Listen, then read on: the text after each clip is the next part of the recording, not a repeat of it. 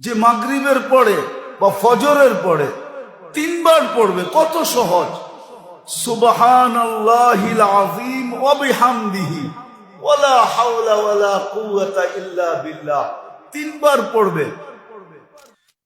কোন অঙ্গের ভিতরে তার স্টপ হবে না, কোন অঙ্গ স্টপ হবে না, থামবে না, কোন অঙ্গ না।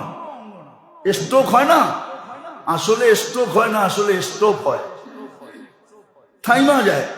হার্ট আগের মতো চলে না, থাইমা গেছে, হবে না, গ্যারান্টি। প্যারালাইসিস হবে না। সাহাবী রাসূল কসম খেয়ে বলছে হবে না। কে পড়ে? আল্লাহ তো দিছিলেন, নিয়মও দিছে, পদ্ধতিও দিছে, মেডিসিনও দিছে। আবার বলছে এই 3 সূরার সাথে যদি সূরা ফাতিহা 7 বার মিলায় নাও তাহলে তোমার পিছনের গুনাহ মাফ।